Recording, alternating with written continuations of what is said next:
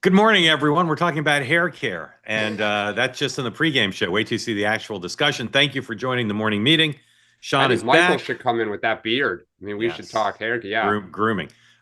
Sean is back. Dan is here. I am here, and you're here. And thank you for joining. If you're here on the two-way platform, as many have already done, nice to see it. Carter, have you ever talked on this program before? No, you haven't. All right. So the Oh, show's Craig one Sherwin. third saved. Craig Sherwin. Craig's talked on this program Ah, before. But he may get in again today. Thank you for joining. Raise your hand if you'd like to get in the conversation. Be like Carter. Raise your hand for the first time and be part of this extraordinary conversation like no other. And if you're on X or YouTube, please don't raise your hand, but also please don't put smack in the chat. Peace, love, and understanding always here. And when I say don't put smack in the chat, some people find that hilarious. They find it kind of quirky or like a catchphrase like dynamite, or what's another good catchphrase besides dynamite? Make America great again. Make America Great Again, or Fonzie going, hey, and it is meant to be light, but it's a serious point. This program and all of the association of content around it, including the chat, is intended to be different than most other political conversations, which is to say, we don't really want hate here. We don't want people engaged in personal attacks. Spirited debate is fine. But when we say don't put smack in the chat, we mean don't go in there and write something racist, misogynist, hateful, hurtful. It's just not necessary, and it's not part of what we're trying to do here. So go put that someplace else. We love everybody participating, and we love having you exposed to new ideas. But a new idea shouldn't be a negative personal attack. All right, there you have it. Let's go. Elon Musk, forward-looking. We're being forward-looking. We don't care about yesterday's social media. We want to know what's happening next. Sean, do you believe that Elon Musk's efforts, both past and potentially future, will play a role in determining whether reconciliation passes or not? No. Agreed. Dan. Dan got the answer. Okay. Dan. Yes, he will play a role. How so? Well, I think if he were to completely turn the algorithm on, so to speak, on X, if he were to start really promoting, unsavory parts of the legislation, promote opposition, like really start to try to stir trouble. Yeah. I think it would create enough of a headache that, no, I mean, I don't think it's going to change. Did you watch Two Way Tonight last night? I watched a little bit of it. I did not watch all. Alex Castellanos and Steve Elmendorf, I said, if Musk hired you and said, guys, I'll spend whatever it takes to defeat this bill, they basically said, keep your money or give it to us, but it's a waste. He's not going to defeat it. He's not that what you didn't ask if he That's the question. That's the question. Is he going to play a role in the chances that it pass or not? Okay. Yeah. Yeah, no, it zero. It'll pass 100%. All right. Dan, Sean, do you have something else you want to say about that? No, I was actually driving at this point, which is point of clarification here. A role or an effective role, because he may tweet up a storm, but I don't know that it's going to matter. Okay. So my view is that if Donald Trump reacts negatively, that'll keep the story alive and it's not his interest. So that he should just do what Caroline did and Speaker Johnson did and say Elon's got his own thoughts about the bill, has to do with his own personal financial interests, and just move on. But if he lashes has there ever been an instance where Trump did that though? That he just he inserted himself into Are you being sarcastic? You are. But don't you agree with me that in this case he'll probably just try to downplay it because it's not in his interest to he will until he doesn't. He's going to at some point. Elon's gonna, because Elon understands the game and he's baiting him. And so he wants the response. If Trump doesn't respond, and I agree, in the last 24 hours, they've handled this beautifully. But the question is, does Elon go, all right, let me ratchet up one more notch? Yeah. All right. We'll get to 26 in a moment. But again, Elon uses his platform, costs him nothing. It's a day trade. It's just, here's its 13 tweets about why this bill's horrible. Does he want to beat the bill? Like, does his goal to actually beat the bill? No, he wants the EV mandates put back in. Well, but he's not going to get it. I think he wants more than that. So you're so, I won't say cynical. You're so clear-eyed about your view of Elon that you say he's zero interest in whether this bill reduces the deficit. He's just using that as a wedge to try to change the bill to get his mandates put back. Yeah, that's what you. If it tanks, he can say. I mean, because again, he wants to play power broker. So it's I'm going to blow it up. If I don't get my way, blow it all up. Then. But what you're saying is Musk's play is I'm going to threaten to kill the bill and to withhold money from 26, and they're going to put my special interest sweetheart deal back in. He No, can't be that I don't know naive. that he actually thinks that he'll get his way, but I think it's sort of like, since you guys screwed me, I'll screw you. So it's purely Right. impetuous, immature. You've screwed with me. I'm going to make your life difficult. I call that spite. Okay. Yeah, and Mark, I don't think it's just the EV. I mean, I think he's really pissed about that AI deal that he got shoved out and it got leaked, because that is like his future fortune, or the next iteration of his fortune is AI. I think he's pissed off his buddy at NASA got, blown out on Saturday night and basically humiliated Elon Musk. I mean, I think it's a love series of things where he's just trying to cause trouble. He knows it causes people to talk about it. It causes anxiety, and he's having a little fun. All right. Here's the real problem as I see it, which is he doesn't spend on the midterms, or he follows through. He follows through on his tweet and says he's going to spend on the midterms, but he's going to spend to beat incumbent Republicans. I don't know if he means primaries or the general. You took my thing here. Yeah, totally. But it also doesn't matter.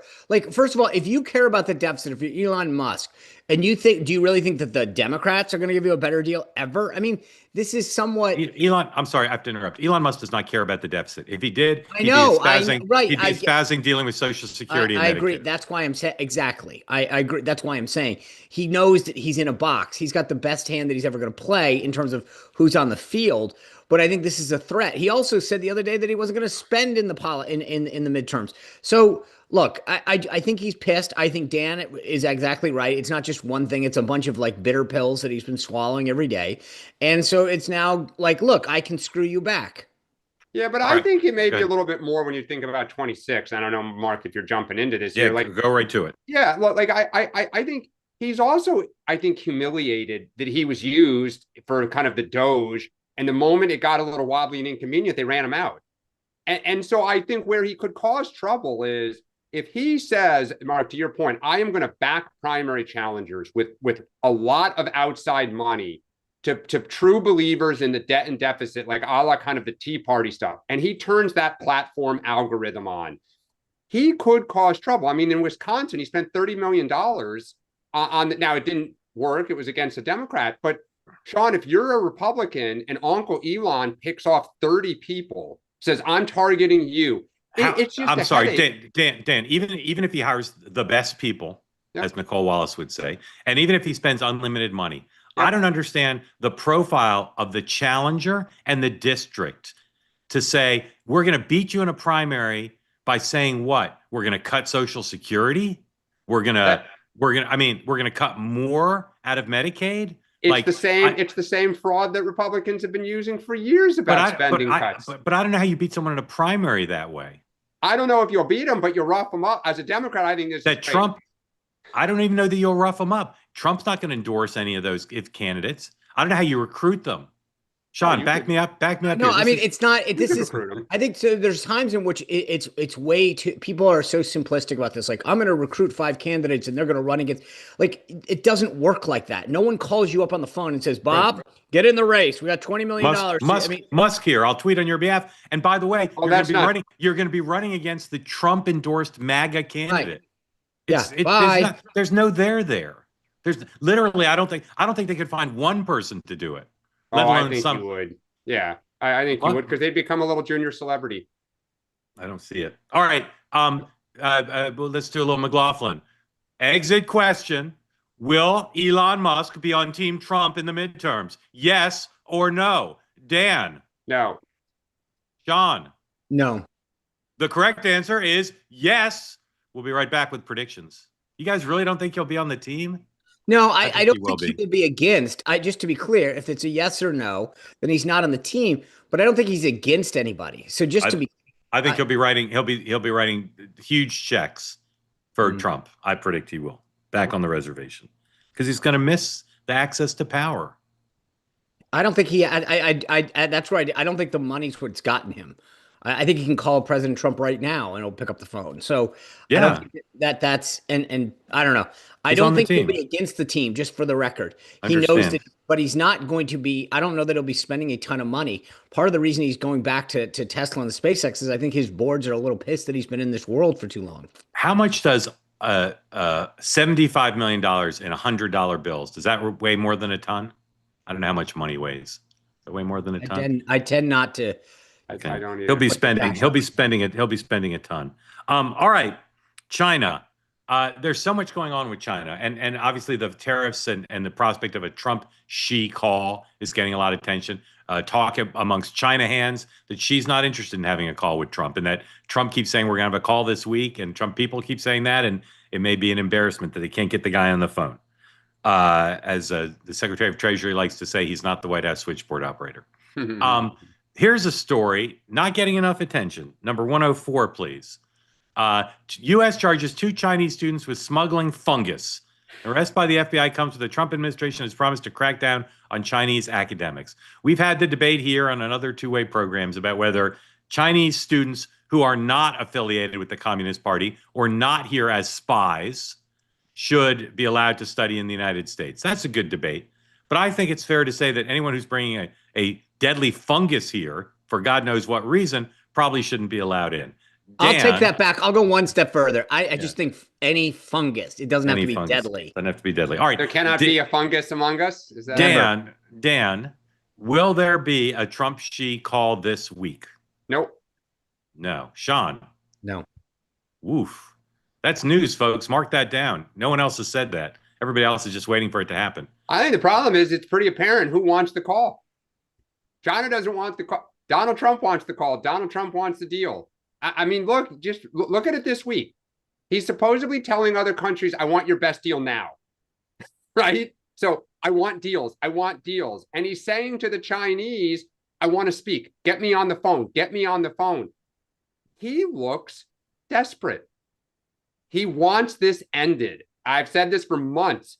How does he declare victory and get out? I think he doesn't know right now how to declare victory. And I think China right now feels like, I hate to say this because I want America to win. I think China feels like they have him by the you-know-what right now. Sean? I would not go as far as Dan did, but I do think that they don't want the call yet. Yeah. And they want to be in a better position to get something to know an outcome of the call. I think they want to extract. I think they want us to feel a little bit of pain. Yes. I think they want these auto, magnets and other critical supplies to actually go into effect, to have headlines that, car production is being halted, people are being furloughed, prices are going up. And then they will say, you want to play, you want to keep doing this? We have a lot of dials to turn and Trump's stomach to go through this. That's the $1 million question. All right, here's can I just one point, which is to your point about the students and the fungus and the other stuff, Harvard, all that. It's if you're China and you're looking at this and saying, okay, you want to have a call about these business economic type issues, tariffs, tech trade, whatever. And then at the same time, you're saying we're going to kick all your people out regardless. It's hard for them to say, so let me get this straight. You're kicking us in the teeth. They're kicking us in the teeth. And you're like, hey, do you want to have a call?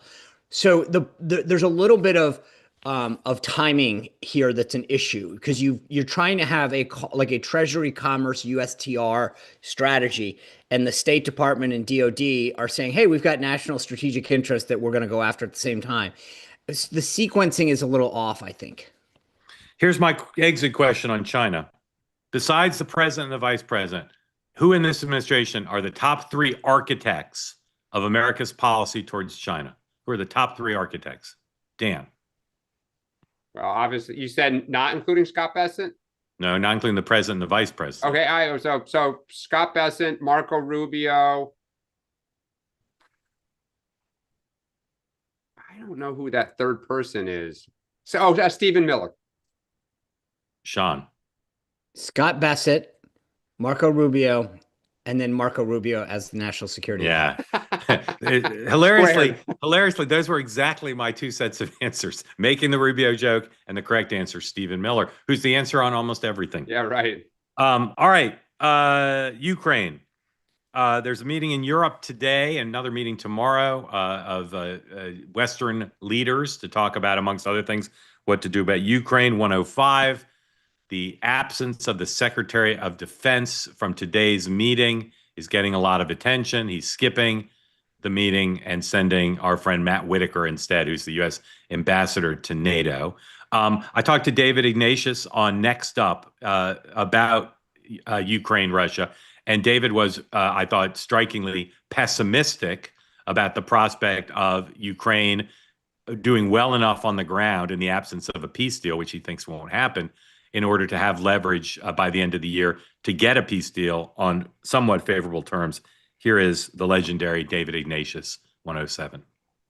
The thing that worries me and most people, I think most, is the danger to Ukraine's cities as Ukraine's air defenses begin to run out. There just aren't enough interceptors in the world to keep firing at the number of missiles and drones coming in.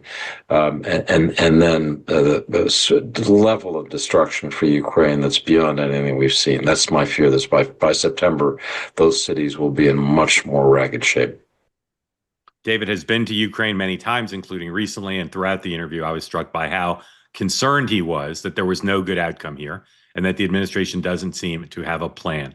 Sean, what is the best case outcome for Ukraine now? Ceasefire. On what terms? I mean, that's the well, on no discussion of NATO membership, no further massive weapons transfers. I mean, like, I don't know. I mean, this sort of becomes the $1 million question of like what surrounds that. I think it's starting to become clearer and clearer that Putin is not going to, like, he's willing to wait this thing out. And he's getting enough funding from oil and gas from Iran and North Korea and China that, like, he knows he's got enough of a lifeline, and he knows he can wait these guys out. One of the things David and I discussed was there were three, from the beginning of the war, there were three ostensible pressure points on Putin: Russian public opinion, Russian economy, and I'm like Rick Perry now, and not having enough bodies to throw at Ukraine because he was losing so many early on. None of those three are factors right now. None of those three are pressure on Putin. So, Dan, I know you've been bearish on this for a long time with your Ignatian sensibility. What's your view of the best case right now? Yeah, Mark, that was a great interview, by the way. I did everything that you've just raised. You kind of all the evening. I was thinking about this last night. I don't know. I mean, I think, to Sean's point, Putin doesn't want to stop. So I think a ceasefire, Putin will have to feel like he can't gain any more. So, like, in other words, does he really want to keep fighting for 3 or 4 more years? I don't think we've got the appetite to do that. I really don't think Europe does either. Like, if that was what they got on a conference table and said, we have 5 more years and hundreds of billions of dollars and arms, I just think people are like, yeah, no. And Putin knows that. So I think somehow to get a ceasefire and say, as Sean said, you're not going to go into NATO. You can't get any more territory. There's going to be some peacekeepers like we have in South Korea, like a DMV type of thing that you know, it's a tripwire. You can't go over it. And did you guys look at the list? Out Putin, he dies of cancer or whatever. I mean, did you look at the list of what Russia wants, right, in this current set of talks? It's ridiculous. They want them to, like, to legislate basically that Russian is the language of, they don't want them teaching certain things in their schools. I mean, this is not a negotiation. This is sort of like what you would do if you defeated them. I don't know if you read all the way down to the bottom of the list, but they wanted the Washington Wizards' next 2 first-round draft picks as well. Like, they asked for everything. Yeah, they can't have a defense. They can't have military. Now, the one thing, and again, I'm keying off of what David Ignatius said, the Germans and the French and the Brits are actually in this pretty seriously. So it's possible that they could bridge it. But again, just the facts on the ground are just brutal. The drone attack might have, caused war historians to get all excited and give the Ukrainians a shot in the arm. But they're not gonna get Crimea back, and they're not going to be allowed to be in NATO. And the one bright thing, but it's a long-term bright thing, is, as David said, the one thing Putin wanted to stop, which is to have Ukraine not be European facing, but to be Russia facing, he's lost. They'll never be Russia facing, at least unless Putin conquers the whole thing. All right. Last topic, or second to last topic, and then we're going to get to you all. So again, please raise your hand if you want to be in the conversation. Laura Loomer was back on the West Executive Avenue yesterday, meeting with the Vice President of the United States. 106. CNN broke the story that Laura Loomer met with the Vice President, and not clear what they talked about. This is an extraordinary thing. Forget if you want to scrutinize her background or her history. There are very many powerful people in Trump world who do not want Laura Loomer weighing in on administration policy, personnel, etc. And yet here she is meeting with the Vice President. Dan, what up with Laura Loomer? I don't know. I just find it remarkable, given how controversial she is and some of the things she said, that she appears to have kind of full access. That she can, I mean, it's not just, I mean, next to Trump, it's like to walk in and get a meeting with the Vice President. I mean, that's a big deal. Sean, why is she meeting? Like, what is her latest grievance? So remember, I look, the way I have to see this, I mean, like in terms of trying to provide analysis on this, is she's got supporters and detractors. And I think that, like, I without getting into a bunch of names, there are people in the first term who not in the same necessarily camp as Laura, but you sort of make a decision. Do you want them in the tent shooting out, or do you want them outside the tent shooting in? And there's clearly a decision that is, hey, we'd rather have her on the team with a voice that's coming after us than kind of going the other direction. That's the only way that I can look at this and say it makes sense. All right. Lastly, Mark, do you have any spidey sense of why she was there?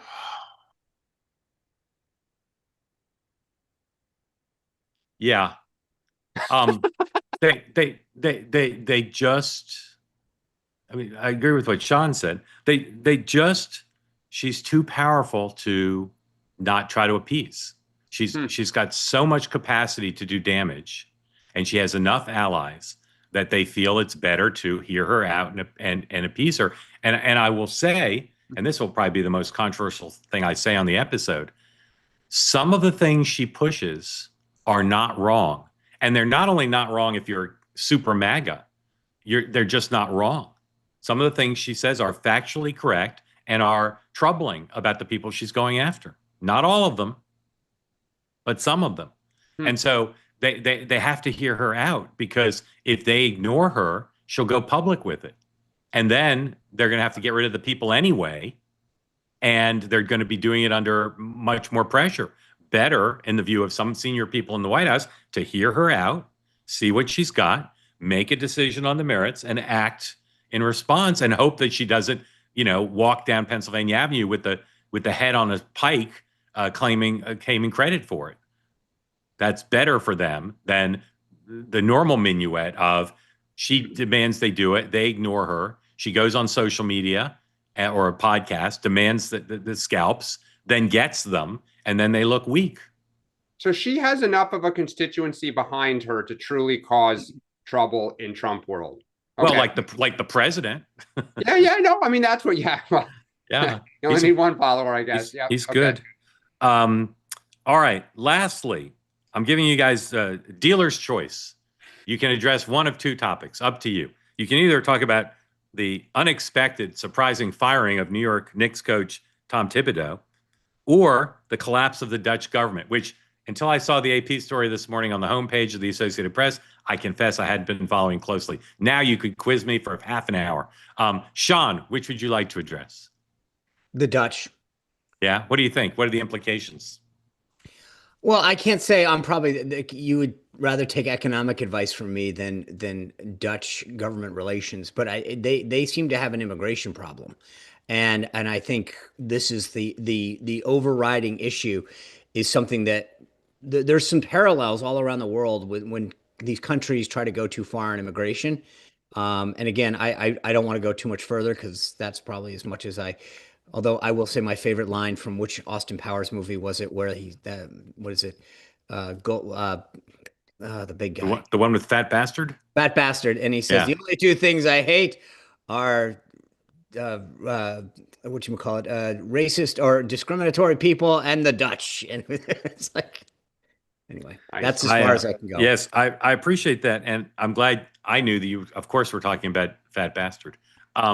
Dan, your choice, firing of Knicks coach Tom Thibodeau or the Dutch government collapse? No, I was surprised when you texted me back that you thought this was bad. I think firing. Why would you fire your coach? He gets you this far. You beat the Celtics. I mean, like, I don't want to bring this up. I think it's as far as they could go with him. I mean, look, they lacked three things against the Heat 2 years ago, the Pacers last year and this year. They lacked offensive creativity. Like, it is Jalen Brunson with the ball, pound, pound, pound. You have a lot of guys on that team who do not get involved. Their two best offensive runs that series just now were when Brunson was on the bench with foul trouble. Game 1 and game 4 and game 3, which tells you something. They've lacked discipline the last few years. They have large stretches where they look terrible and completely disjointed. So I think like the Lakers in 82, the Bulls getting rid of Doug Collins. Sometimes you get as far as you can and you need a new creative leader. Now, the risk is there are a lot of teams who have tried this and it's failed, but I'm supportive. My rule of firing head coaches is the same as my rule for firing cabinet members. Don't do it till you have the replacement to announce the same day. And if they get a worse coach, it's going to be a disaster. Because I agree with you. He probably, and Sean said, he probably took them as far as they could. And he's not a perfect coach. Yep. But a bad coach, this team punched above its weight though. They're not as good as they played, but they played that well, and you got to give him some of the credit. See, I think that was true the previous 2 years. I don't agree with that this year. I thought they never got to the finals reached their potential. Year. That's the amazing thing. They got so much talent, and they just never clicked. Carter, welcome in. Oh, thank you for making your two-way debut. Tell us a little bit about yourself. Where are you? What do you do during the day? And what do you call that thing on your face? Something there with Kansas Jayhawks in his background there. Yeah. Is that a beard, a goatee? What is that, Carter? You got to unmute, buddy. Oh, he's unmuted, but we can't hear him. Try again, Carter. Carter, you got a microphone? Do you own a microphone? There you go. Yeah, I just haven't shaved in a little bit. All right. So it's not a beard. You've been too busy to shave. Yeah.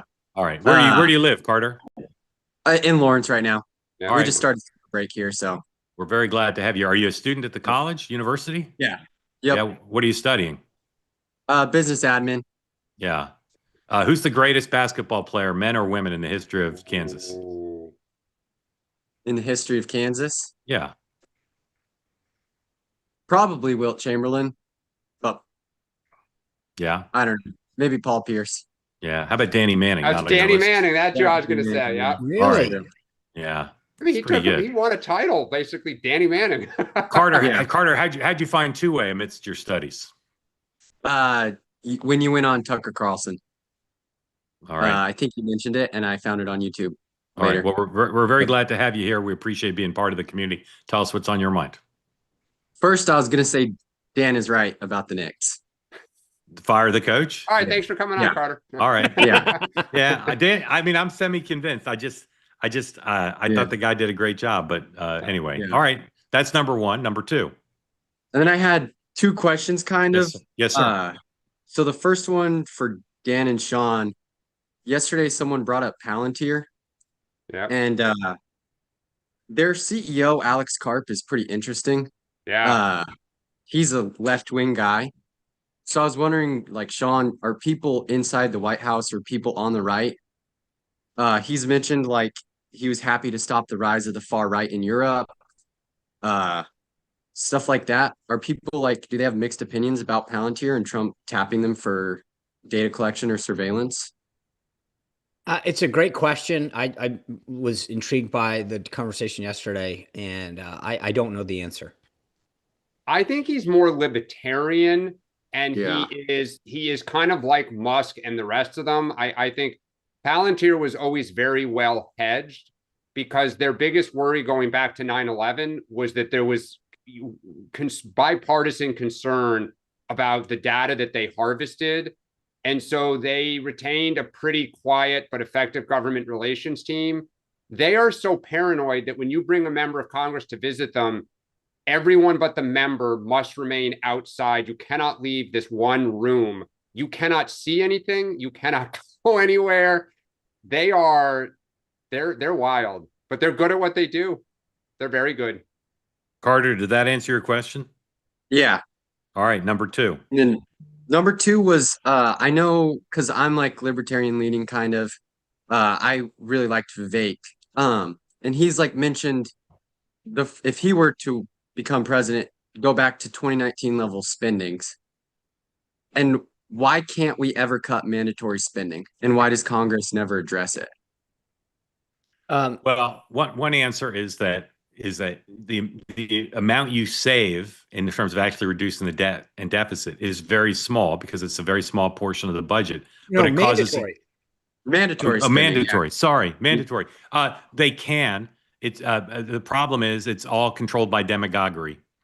The president has suggested he'll never do it, and everybody's afraid of the political repercussions. And it has to be done in a bipartisan way. You cannot change the programs unless it's bipartisan. That's just political reality. And nobody right now wants to hold hands and do a big deal.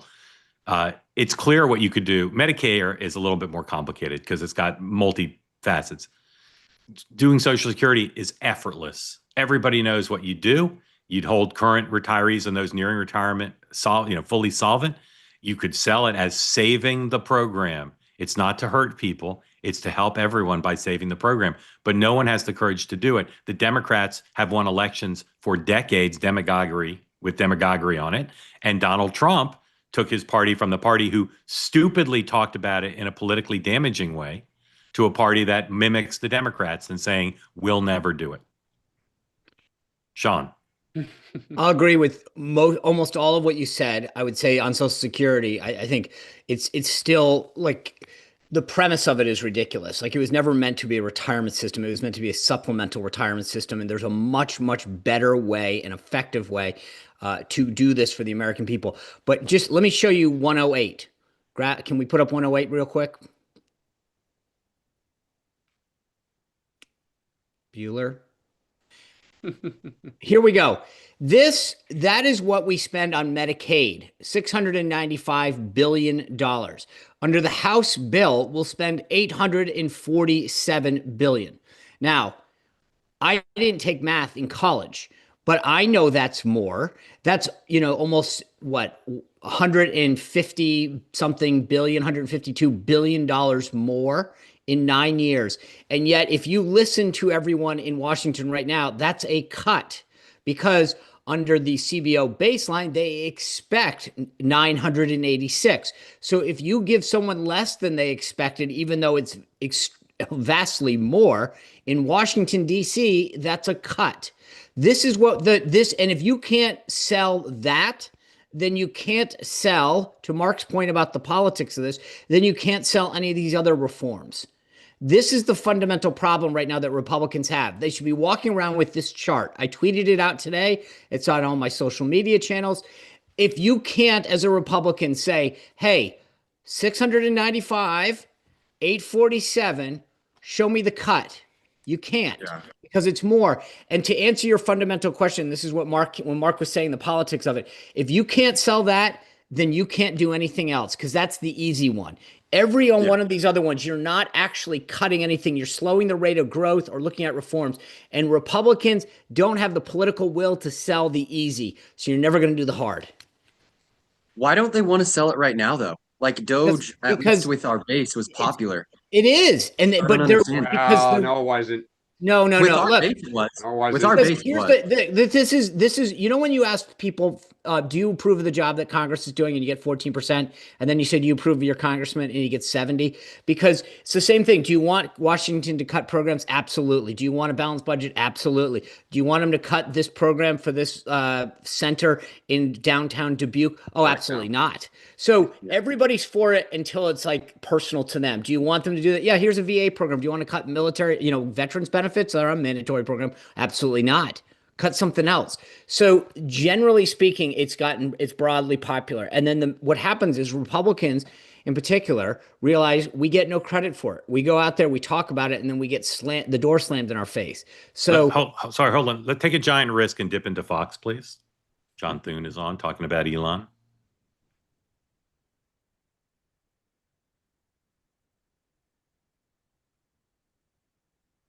So there are just a lot of analysis around this bill that isn't accurately reflecting what will happen when all these policies are put into place. And by the way, it will be the biggest spending reduction in history.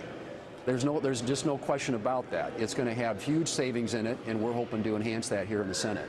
Elon Musk is getting some strange new respect from Senate Democrats who last week, I think, hated him. But anyway, take a look at this. All right, we can dump back. Sean, sorry, go ahead back on. No, that's it. I think Carter, I agree. To me, the debt is a national security issue. It's an existential threat to our future existence, and no one will talk about it. I give Ron Johnson a lot of credit for actually being willing to continue to explain. You mentioned the 2019 pre-pandemic levels.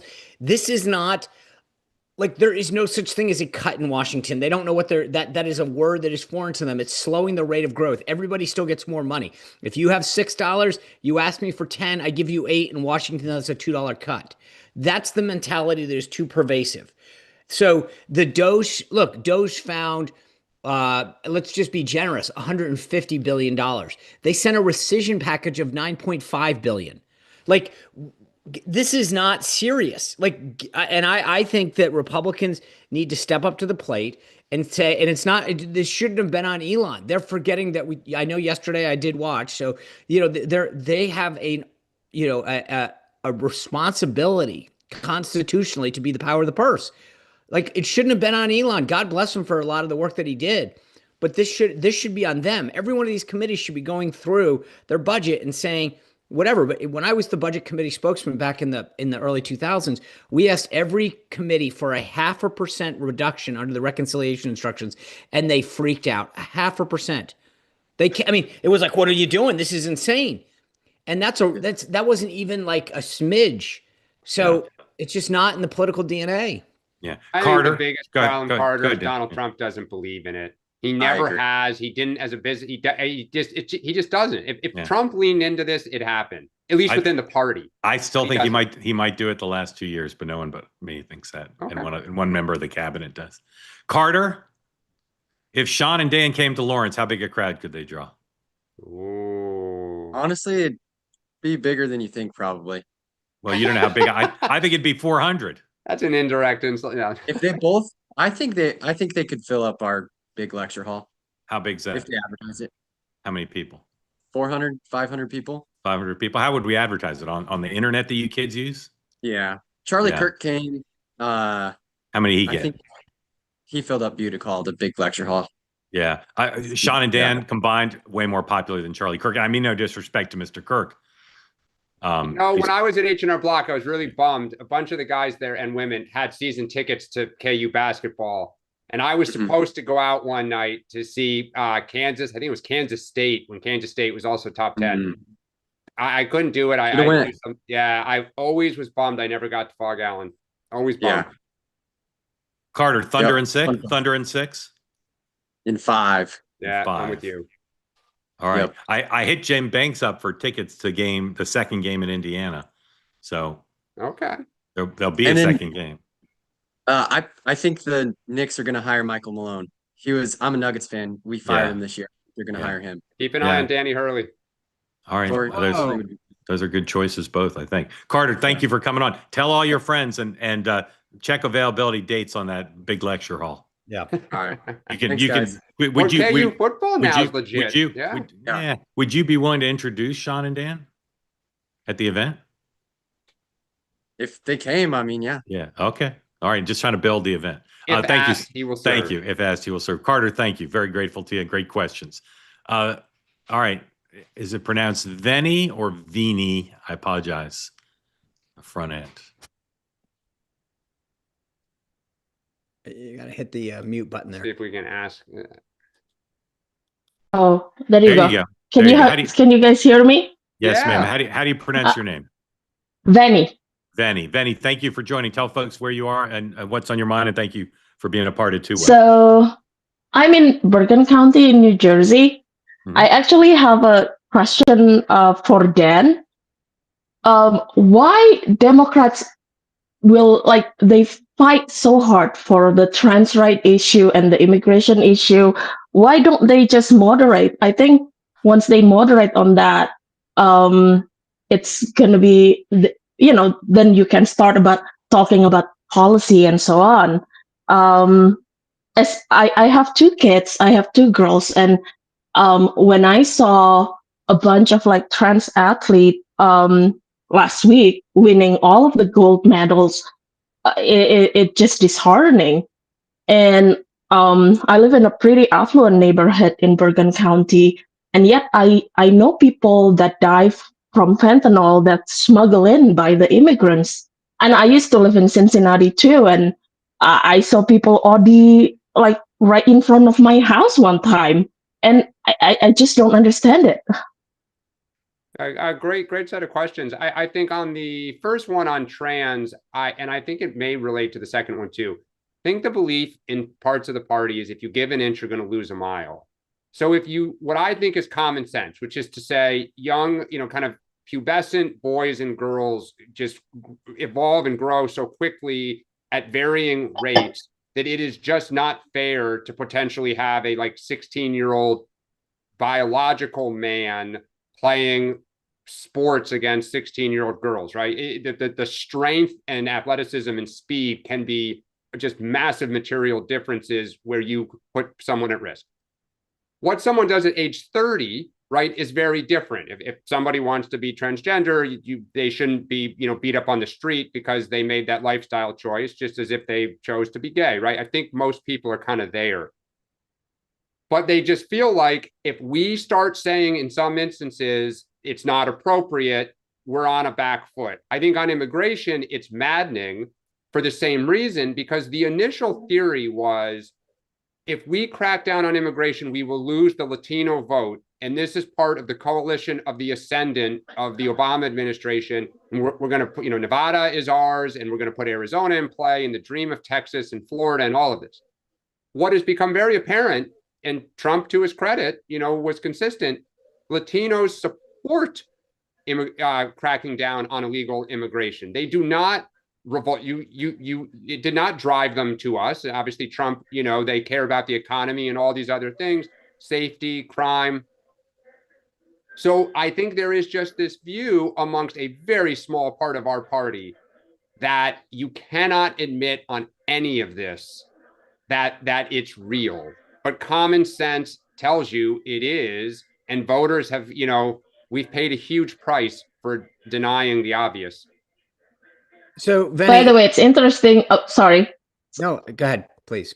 It's interesting. In my town in 2016, Trump won by like maybe 300 or 100 votes, and then he lost to Joe Biden. But in this election, he won by like maybe 900 or almost 1,000 votes. That just show you like how unhappy people with Democrat position. And I want to tell Mark, because he kept telling people to tell people about morning meeting, and I tried to tell one of my family member, my sister-in-law in New Hampshire. She has two boys, and she was volunteering for the Democratic Party during the election, and she said that Son Spicer is definitely far right, and Mark is right, and Dan, you're like leaning right. It's like, okay, I can't even like start to kind of like understand that. Yeah. You sure you weren't talking to my family? Did you ask her for evidence? Well, she just said that like you guys are like Mark and Son using like basically Fox News talking point, which I don't think she ever watched Fox News, and yeah, and I don't know, I just don't. She's a very nice person, but once you're in one team, you go in one team. I just don't understand that mentality. Yeah. Really appreciate it. And all I'd say is bring her, ask her to come once and talk to us. See if she'll come once. I made her watch once and with me, and then she just yeah. All right. Just don't. Many, I will say, we'll call on her. Go ahead, Sean. She's definitely right about. I will say she's at least 1/3 right. I'm very proud of my conservative bona fide, so thank you. I just on the topic at hand, there are two sort of interesting things about this. One is at the end of the day, politics is a game of addition. And if you are going to the lowest common denominator for your support, it's just a mathematical problem. And that's the issue, is that they continue to alienate people by issues that should be common sense. So you think about like just the border alone. Nancy Pelosi, Barack Obama, Hillary Clinton all used to talk about a strong border. That wasn't an ideological issue. This is a national issue, right? This to me was an unavoidable political issue. Being strong on the border is something that should have transcended parties, and they blew it on that. And that's the thing, is that it was President Trump in many cases will say these are common sense issues. And he's absolutely right. To lose people on the border, and when you see all of these groups that the president continued to increase his vote share, you mentioned your place there in Bergen County. Absolutely. Even we saw it from country to country. The last thing I'll say is, and this is not meant as a pejorative, but it's just, I think, a reality. Dan can tell me if I'm wrong. But I think the problem with the Democratic Party today is that it's become a patchwork of mini coalitions. That it's not like it's like we'll fight for you, but there's no broader sense. Like we probably did better with the gay community this year under Donald Trump than ever before. But it's because they took something that was an issue and went too far. So I just think that the problem when you're looking at things as a patchwork of coalitions to win on, when you lose one of them, it makes the addition harder. Yeah, it took me a while to understand American mentality because I'm originally from Indonesia. If there's a politician from Indonesia that run on like letting immigrant in, there's like zero, like they will get zero votes. So it took me a while to understand American mentality about immigrants. Yeah, it's funny. I don't necessarily think the party is like open border, let them all in. I think how do I say this? I think the view was some of these people were escaping, bad situations in their home countries, right? With persecution, like civil unrest, etc. And I think the kind of like bleeding heart liberal in them was like, oh, we need to allow them in. We shouldn't be sending them back. But like anything, once you kind of open the spigot, everyone tries to rush through, right? Like, and they just, again, thought if you crack down, like, where do you draw that line? And it was a small number of ideological people in the party who felt that way. It is not where the majority was, but the majority didn't have the kahunas to stand up to them. And that was the problem. It is the problem. They should listen to you. Benny, how'd you find out about two-way? Megyn Kelly. So I listen to Megyn Kelly every day, and I listen. You were guest on there, and then I start listening to it. I usually in the morning I listen to the daily. In the afternoon I listen to Megyn Kelly, and then New Edition is morning meeting. Not new. I mean, I've been following you guys since like before November last year. All right, Benny, here's a big reveal I was going to say for the end of the show. Later today, guess what 3 morning show hosts are going to be on the Megyn Kelly program? I'll give you a hint. Oh, you guys? One of their names rhymes with Mine Dicer. Yes, the 3 of us will be on with Megyn later today. So that would be a fun episode. Yeah, you can get more of us there. Thank you for joining. Thank you for joining. Bring your sister. Next time you come. Grateful to you. I enjoyed the other day, Sean, I don't think you saw this, on 2-Way Tonight, a woman said I was clearly very right-wing, and I asked her for evidence, and you know what she offered up? She said, female intuition. That was her evidence. Ooh. Yeah. There is something, there's something to that, but not in this case. Diana, welcome in. Thank you for coming back. You're not our third new person today, but you're a valued returning viewer. Tell us, folks who don't know where you are and what's on your mind, please. I live in Tennessee. I'm about to move to Florida to be with a grandchild, so that's good. Smart move. Yes. I'll be 10 minutes away from him, so that's absolutely perfect. So my question has to do with foreign policy, and it's like 2 parts. We have, I believe, a new president of South Korea right now. I believe he won. And I I've read about this, but I'm not seeing any commentary on it. And what he wants to do, or has said as part of his platform, is not be as negative towards China and North Korea, and to become less dependent on the US. And that to me is a very frightening state of affairs, because if you can't count on South Korea, who can you count on? The second part of this is just, if I was a leader of another country, I might kind of do what he's doing, because if with every election we switch our positions towards certain countries, America seems to become a less reliable ally or enemy or whatever. And so I almost wonder if we aren't going to see Qatar and Saudi Arabia and everybody else doing the same thing. So specifically to Sean, but I'd like everybody's feedback. Specifically to Sean, what do you think is the administration's response to what's going on with South Korea? And do you see this as becoming part of a wider pattern? And what in the world are they going to do? Spectacular question. Sean.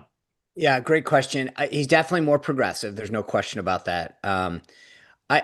I do think that there's a big difference, though. I mean, our involvement in South Korea and the DMZ is a little different than most countries.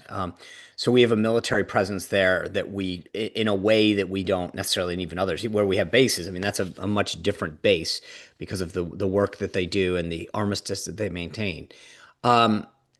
So I think that's a unique situation. I think that there's too much sometimes reading into who got elected and why, because even down Australia had their prime minister was reelected for the first time in forever, and everyone's trying to read into it. There's a lot of parochial issues that go into other elections that I think we as Americans always want to believe. I mean, even the Vatican, when they, everyone's like, how much did Trump play into the election of Pope Leo? That being said, I think the part of your question that's important is that how we deal with our allies is important. And there is a balance between fairness, both in terms of tariffs and market access and things like that, or like NATO commitments in the case of our NATO allies. Like we need to make sure that we are treated fairly, that they uphold their obligations under certain agreements.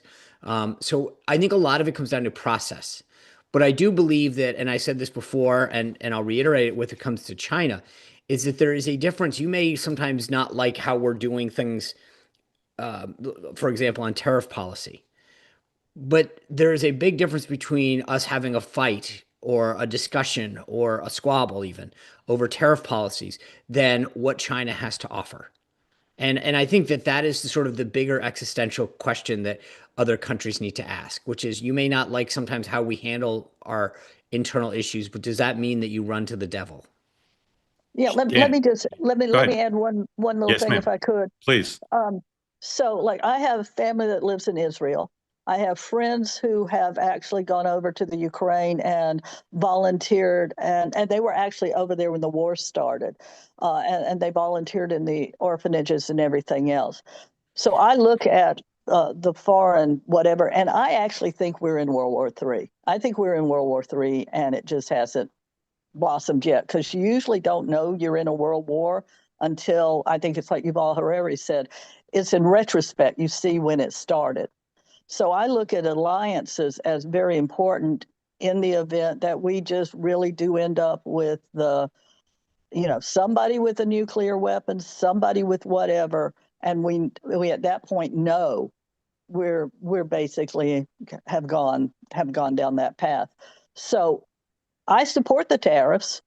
They hurt me, but I support them because I think we got to figure out how to control China. I think somehow that comes in, and I view a lot of things that we're doing as being opposing China and trying to figure it out. That's why South Korea freaked me out. That's why it matters so much to me where the countries are lining up, because at the end of the day, I actually, outside of Israel, don't know of another country that I think will stand by with the U.S.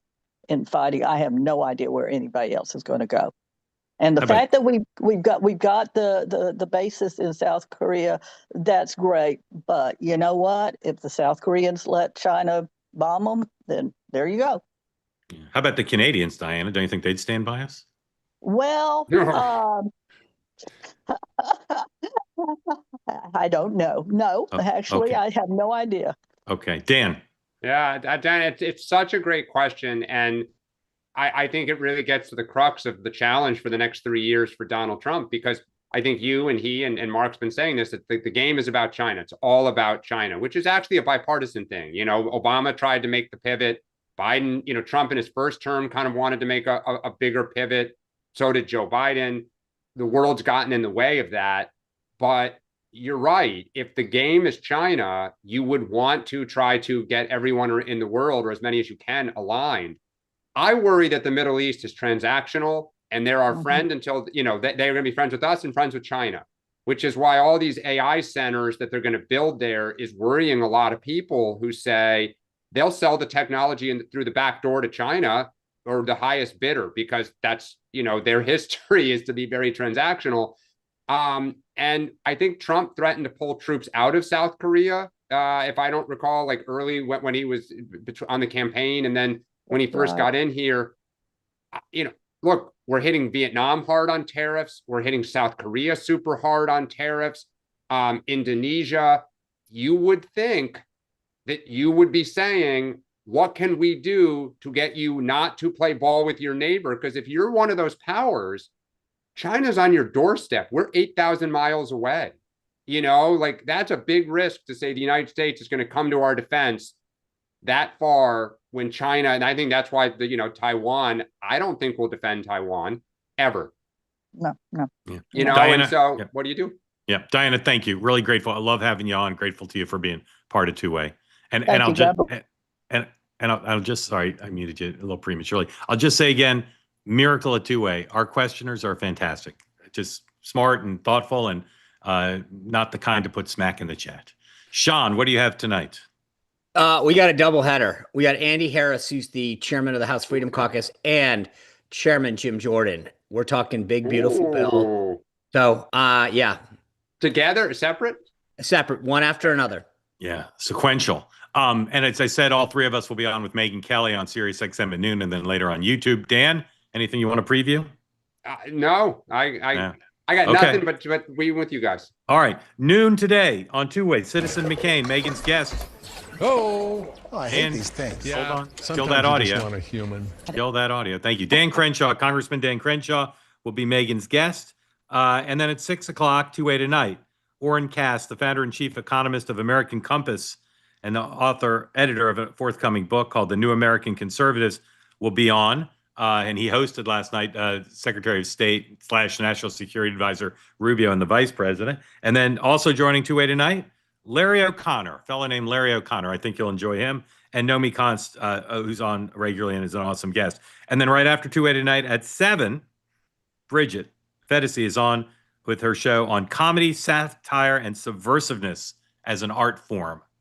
And if you've not sampled Bridget's show, please do. If not for Bridget, for her amazing set. And again, she's on at 7 o'clock. And then, as I said, the new episode of Next Up has dropped.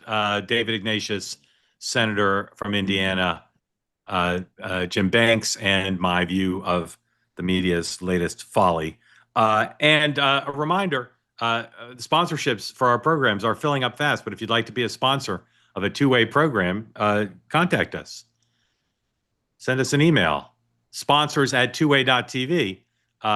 If you'd like to be a sponsor, we can talk to you about how the two-way sponsorships work. They're a little bit different than the normal available sponsorships, and we can explain to you how. Thanks, everybody, for watching. Great questions. And we'll be back in 23 hours for another edition of this program. Sean, Dan, anything you want to say in conclusion? I'm actually excited. Just, I've been working hard on my winners and losers for Friday. Yeah. They're already locked in. So if something happens today, really? I don't know what I'll do. Yeah. Yeah. And I'm going to get you, neither one of them, you'll guess. Neither one. I get up at 2 a.m. on Friday morning and just start plowing through options. So I would never lock in early, but to each his own. I know, but these are two. I mean, I'm proud of them. Do you already know what you're looking for this weekend? Or is that too soon? I've got some room, some wiggle room on that. Got it. Okay, good to hear. Gentlemen, have a good day. Everybody have a great day, and I'll see you at 6 for two-way tonight.